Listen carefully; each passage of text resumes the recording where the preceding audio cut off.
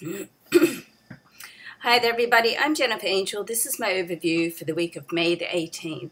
So, Mercury goes retrograde this week. Okay, right at the start of the week on the 18th in New York time at 9:35 at night. So, other parts of the world. So it'll be the 19th. So, at the start of the week, let's say. Now, this is the most disruptive time of the Mercury retrograde when it's stationary direct or stationary retrograde, because that's when it does the turn. It's called the storm in technical terms, and if you can imagine a boat sort of turning and you get all that churning and disruption, and that's what it's like when Mercury goes retrograde. So the good thing about Mercury retrograde is it's a great time to get things together and do some research and planning.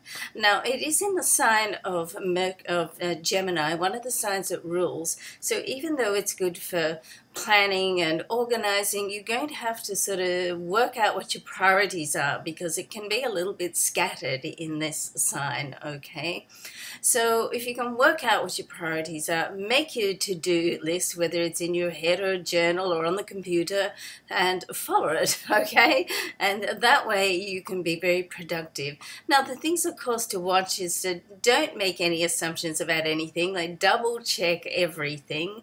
And I prefer not to sign any major contracts or anything like that, or start any major business in a Mercury retrograde period. Now, of course, life doesn't always wait for Mercury to come out of retrograde. So if you have to go, ahead with something, then go right ahead and do it, but make sure that you just do as much checking or fine-tuning as you possibly can. Get somebody else to look over things. Now, don't make any assumptions, okay?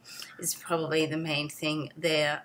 Now, there is a new moon at the same time. It's in the sign of Taurus, so this is like a new start. So we've got like the new energy and the vibrant energy of the new moon, with the sun and moon coming together with Taurus, Mercury going sort of retrograde. A couple of days later, on the 22nd, the Venus is going to be opposition with Pluto. This is a very powerful interaction between these two planets. Love, money, and just getting in touch with how you feel about things. So it's like they're in the middle of the Mercury retrograde, and then shortly after that we've got the Sun opposite Saturn. So what comes out of this week is, at the start of the week, there is a sense of a new beginnings. There certainly is confusion, misunderstandings, the possibility happening. Powerful connection between people, which can make you feel as if you are going in the right direction, on the right track.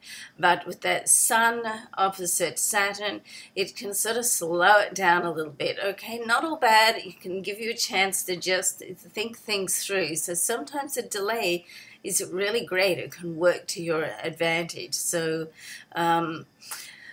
all in all, it's going to be an interesting week. I'm certainly waiting for some things to sort of fall into place. So let's see what happens over this week. It's a good time to really take a couple of steps back, a few deep breaths, and just sort of watch how things fall into place, rather than go in and try to fix them, okay? It's not a time to really try to force something, because there's more to happen, there's more to come to play. So if you can step back and just watch things fall into place, and then sometimes the best action is inaction, and that's really what I think for this week.